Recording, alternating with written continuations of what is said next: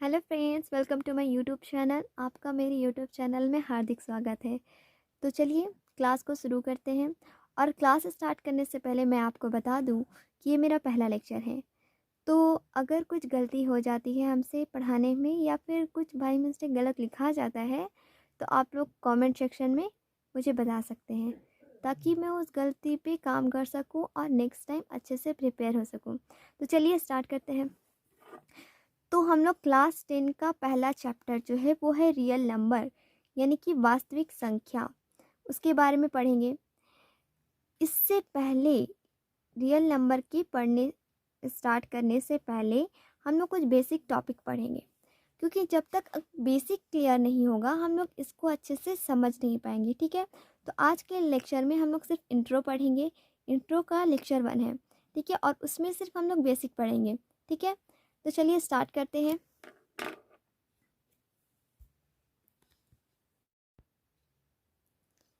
तो बेसिक में पहला नंबर में हम लोग पढ़ेंगे प्राकृतिक संख्या, यानी कि नेचुरल नंबर, यानी कि प्राकृतिक संख्या। ठीक है, तो हम लोग कहते किसे हैं प्राकृतिक संख्या, आज उसके बारे में जानेंगे और प्राकृतिक संख्याओं को पहचानने के बारे में जानेंगे। ठीक है, तो हम लोग एक कह सकते हैं कि गिनती में प्रयुक्त होने वाली सभी संख्या को प्राकृतिक संख्या कहते हैं। ठीक है, मान लीजिए कि फ्लावर रखे हुए हैं, एक टेबल पर एक फ्लावर, दूसरे टेबल पे 2 फ्लावर, तीसरे टेबल पे 3 फ्लावर, तो हम लोग क्या कहेंगे कि उस पर 1, उस पर 2, उस टेबल पर 1, उस टेबल पर 2 और उस टेबल पर 3 है। ठीक है, तो हम लोग क्या कर रहे हैं, फ्लावर्स को गिन रहे हैं, 1 2 3। ठीक है, तो उस स्थिति में वो 1 2 3 4 5 ये सब जो हो गया ये प्राकृतिक संख्या हो गया। एंड वन मोर थिंग, उसका एक टॉपिक कि प्राकृतिक संख्या जो होती है उसको इन द्वारा सूचित करते हैं। यानी कि प्राकृतिक संख्या को अगर हम लोग लिखना चाहें कि how many flowers on the table, तो हम लोग लिखते हैं the number of flowers on the table is 3। तो वहाँ पर प्राकृतिक संख्या यानी कि n, उसको हम लोग n के द्वारा सूचित करेंगे। ठीक है, अब बात करते हैं कि प्राकृतिक संख्या कौन सबसे छोटी होती है और कौन सबसे बड़ी होती है, और प्राकृतिक संख्या कहाँ से कहाँ तक होती है। ठीक है, तो हम लोग उसके बारे में जानेंगे। तो सबसे पहले सबसे छोटी प्राकृतिक संख्या जो होती है वो 1 होती है। ठीक है, सबसे छोटी प्राकृतिक संख्या 1 होती है, और बड़ी प्राकृतिक संख्या वो अनंत होती है, यानी कि जिसका कोई लिमिटेशन नहीं होता है, वो कहाँ तक फैली होती है। 1 से लेके अगर आप लोग काउंटिंग करेंगे तो 1 2 3 इनफिनिट है, करोड़, और उससे भी एबव जाते रहेंगे जाते रहेंगे। उसकी कोई मतलब कि डिफिनेशन नहीं है कि वो कहाँ तक फिनिट है। ठीक है, इसीलिए कह सकते हैं हम कि प्राकृतिक संख्या जो होती है, नेचुरल नंबर जो होती है, 1 से शुरू होती है और इन्फिनिट तक जाती है। ठीक है, अनंत होती है। ये बात समझ में आई, प्राकृतिक संख्या के बारे में समझ में आया। आई होप आप लोगों को अच्छे से समझ में आया हो, और नेक्स्ट टाइम हम डायग्राम के अकॉर्डिंग थ्रू समझाएंगे तो उस समय आप लोगों को अच्छे से बेहतर समझ आएगा। ठीक है, अब सेकंड हम पढ़ेंगे पूर्ण संख्या, यानी कि होल नंबर के बारे में। ठीक है, कि पूर्ण संख्या किसे कहते हैं।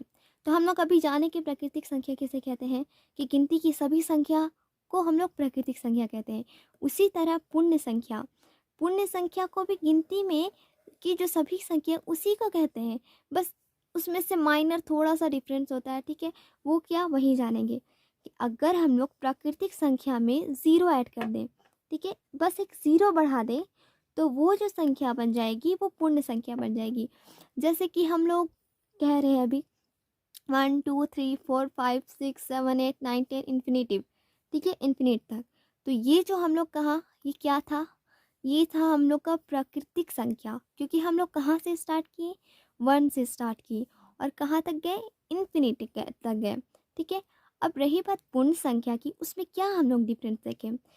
अगर हम लोग काउंटिंग करें 0 1 2 3 4 5 6, इसमें क्या देखने को मिला कि स्टार्टिंग में ज़ीरो लगा है, यानी कि इससे ये स्पष्ट होता है कि पूर्ण संख्या में ज़ीरो भी आकर ऐड हो जाता है। ठीक है, तो वो तो हम लोग डिफिनेशन दे सकते हैं कि यदि गिनती की संख्या अर्थात प्राकृतिक संख्या में ज़ीरो जोड़ दें तो वो संख्या पूर्ण संख्या कहलाती है। जैसे 0 1 2 3 डॉट डॉट डॉट इन्फिनिट। ठीक है, आई होप आप लोगों को इतना समझ में आया हो। तो चलिए आगे बढ़ते हैं। तीसरा आया है पूर्णांक संख्या यानी कि इंटीजर, ठीक है। तो सभी धनात्मक और ऋणात्मक संख्याओं को पूर्ण संख्या कहते हैं। सभी धनात्मक और ऋणात्मक संख्याओं के समूह को पूर्ण संख्या कहते हैं। जैसे कि अभी हम लोग प्राकृतिक संख्या पढ़ें 1 2 3 और पूर्ण संख्या भी पढ़ें कि उसमें ज़ीरो ऐड हो गया है, ठीक है। अब पूर्णांक के बारे में पढ़ेंगे तो इसमें क्या ऐड हो रहा है, कुछ डिफरेंस दिख रहा है। 0 1 2 इतना तो है, उसमें और क्या ऐड हुआ है, -1 -2। इससे क्या स्पष्ट होता है कि पूर्णांक संख्या में माइनस ऐड हो जाता है, ठीक है। अभी कुछ समझ में आया कि प्राकृतिक संख्या किसे कहते हैं। प्राकृतिक संख्या गिनती की सभी संख्या, ठीक है, 1 2 3 और उसमें ज़ीरो आ गया, साथ में आ गया। जैसे कि मान लो दो दोस्त हैं, ठीक है, वो जा रहे हैं, ठीक है, और एक और उसके पास आ गया, वो भी ऐड हो गया। तो उसी तरह ये एक अकेला था, ये जा रहा था, इसमें अगर ज़ीरो ऐड हो गया तो वो पूर्ण हो गया, ठीक है। सपोज दैट अगर हम लोग कोई एक रह,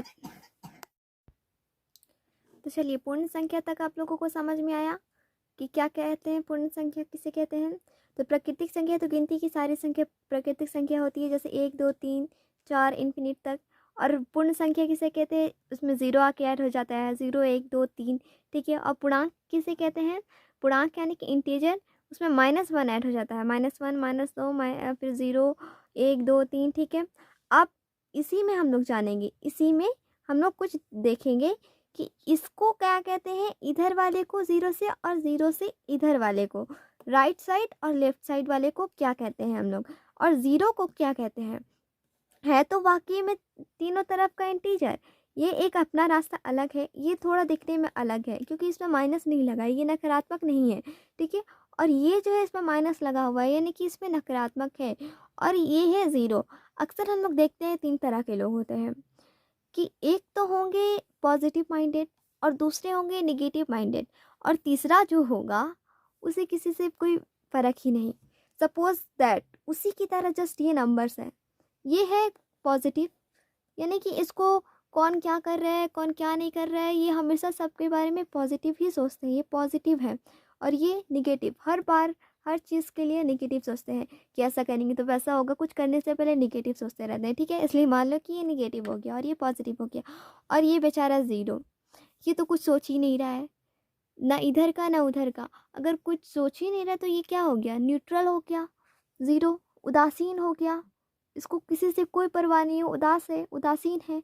इस तरह याद रहेगा आप लोगों को कि पूर्णांक संख्या के ज़ीरो से इधर राइट साइड वर्ग की तरफ जो नंबर होंगे उसे क्या कहेंगे, यानी कि जो प्लस में होंगे उसे क्या कहेंगे, धनात्मक, धनात्मक पूर्ण संख्या या पॉजिटिव इंटीजर, ओके।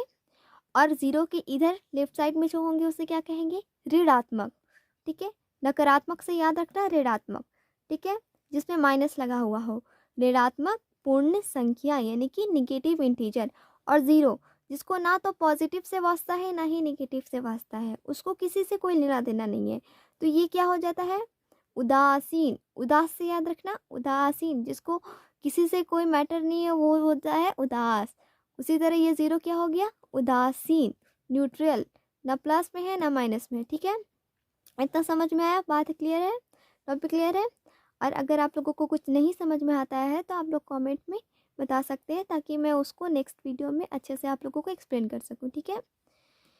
अब हम बात करेंगे परिमेय संख्या यानी कि रेशनल नंबर के बारे में, कि रेशनल नंबर किसे कहते हैं। तो वो संख्या जो p/q यानी कि p/q के रूप में होती है उसको हम लोग परिमेय संख्या कहते हैं। हम लोग जोड़ का क्या चीज़ बोलते हैं उसको, भागा, हाँ, डिवाइड किया हम लोग, p/q यानी कि 4/5 6/7 8/9 इस सब को डिवाइड देते हैं। तो उस रूप में जो भी रहता है, इस रूप में देख लीजिए, रूप देख लीजिए इसका, कि इस रूप में जो भी नंबर रहता है उसे परिमेय संख्या रहते हैं। लेकिन यहाँ एक शर्त है, ये q 0 के बराबर नहीं होना चाहिए, अर्थात ये जो ऊपर में जो रहता है उसको हम लोग p कहते हैं और जो नीचे में रहता है उसको हम लोग q कहते हैं। तो ये तो 0 के बराबर हो चलेगा, लेकिन ये जो नीचे वाला नंबर हो, ये q है, ये q है, ये सब नीचे में क्यों है, ये ज़ीरो नहीं होना चाहिए।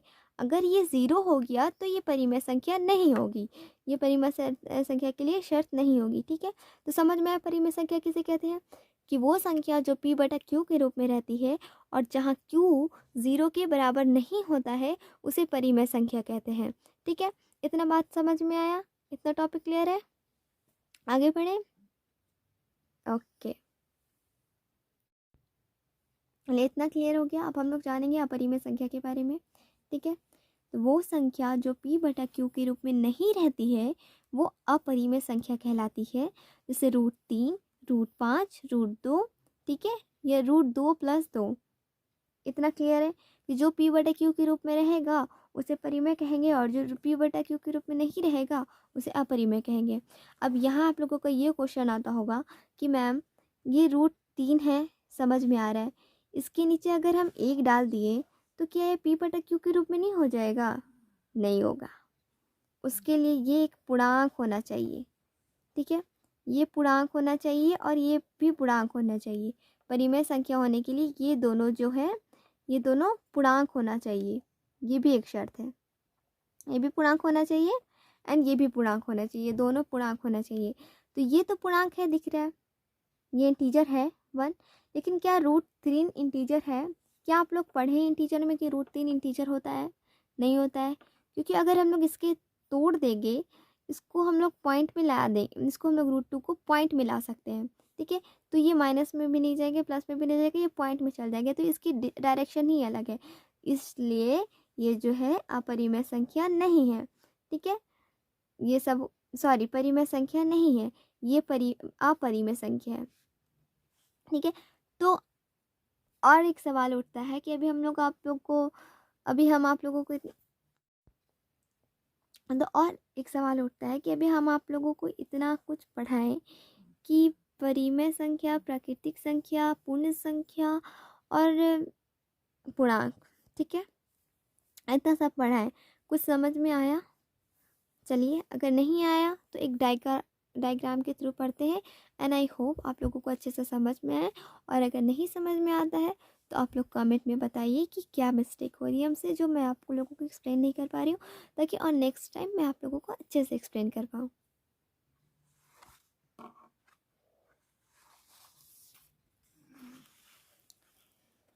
तो चलिए यहाँ देखते हैं डायग्राम के थ्रू। आई होप यहाँ आप लोगों को पूरा नंबर सिस्टम अच्छे से समझ में आ जाएगा। ठीक है, आप लोग सोलर सिस्टम के बारे में पढ़े होंगे, जस्ट लाइक दैट, उसी की तरह लग रहा है ना, पर वो वैसा नहीं है। इसको हम लोग एक पॉजिटिव माइंड के साथ एक अच्छे से माइंड करके अच्छे से समझेंगे। चलिए देखते हैं यहाँ नंबर सिस्टम के बारे में। हम प्राकृतिक संख्या के बारे में बताए थे। ये मान लीजिए ये एक पूरा बड़ा सा फैमिली है। ठीक है, पूरा फैमिली है, फैमिली का ये पहला सदस्य। क्या पहला सदस्य है? प्राकृतिक संख्या। और प्राकृतिक संख्या हम क्या क्या बनाए? 1 2 3 इन्फिनिट, इतना जो पढ़ाए थे ये क्या था? प्राकृतिक संख्या था। तो इतना तो समझ में आया कि प्राकृतिक संख्या क्या है, 1 2 3 इन्फिनिट। अब क्या करें कि पूर्ण संख्या बन जाए? इसी प्राकृतिक संख्या में बस क्या लगा दिए? 0 लगा दिए। इसी प्राकृतिक संख्या में 0 ऐड कर दिए, तो ये क्या बन गया? इतना पूर्ण संख्या बन गया। इतना में हम लोग 0 ऐड कर दिए तो पूर्ण बन गया। अब क्या करें कि पूर्णांक बन जाए? तो बस -1 -2 यानी कि माइनस वाले नंबर को लगा दिए, ऐड कर दिए, तो ये क्या बन गया? पूर्णांक हो गया। इतना में पूर्णांक हो गया। ठीक है, अब क्या कर दें कि परिमेय बन जाए? तो परिमेय p बटा q के रूप में ले आए, तो ये जो हो गया परिमेय संख्या हो गया। ठीक है, तो पहले क्या किए? प्राकृतिक संख्या क्या था? 1 2 3 गिनती की सारी संख्या थी प्राकृतिक संख्या। अब उसमें क्या लगा दिए? 0 लगा दिए, तो 0 लगा दिए तो क्या हो गया? इतना पूर्ण संख्या। अब क्या किया? उसमें -1 -2 ऐड कर दिए, तो क्या हो गया? पूर्णांक हो गया। ठीक है, अब क्या किए? उसमें p बटा q को भी ऐड कर दिए, तो अब क्या हो गया? परिमेय संख्या हो गया। अब इसी परिमेय संख्या के पास एक अपरिमेय संख्या है। अपरिमेय संख्या क्या बताए थे? कि जो p बटा q के रूप में नहीं होता है, अर्थात वो √3 √2 प्लस 1 इस तरह के रूप में होता है। तो ये क्या हो गया, अपरिमेय संख्या। यहाँ अच्छे से समझना, इतना जो है ये जो है प्राकृतिक संख्या 1 2 3, उसमें 0 ऐड कर दिए, पूर्ण संख्या माइनस ऐड कर दिए, पूर्णांक p बाई q ऐड कर दिए, तो परिमेय संख्या, और उसके पास एक अपरिमेय संख्या हो गया। अब क्या करेंगे, इन सब को मिला देंगे, सबको मिला देंगे, एक ही घर में मिला देंगे, एक ही घर में इन सबको मेंबर को रख देंगे, ठीक है। तो वो क्या बन जाएगा, वो एक वास्तविक संख्या बन जाएगा, वो एक रियल नंबर बन जाएगा। एक्चुअल में रियल नंबर इतने ही होते हैं, यही होते हैं रियल नंबर। रियल नंबर की डेफिनेशन और कोई नहीं, बस यही है डेफिनेशन, ठीक है। आई होप आप लोगों को समझ में आया। चलिए, तो आज के लिए इतना ही, फिर मुलाकात होगी नेक्स्ट क्लास में। आई होप आप लोगों को मेरी वीडियो अच्छी लगी, और अगर अच्छी लगी तो like share and subscribe. Thank you.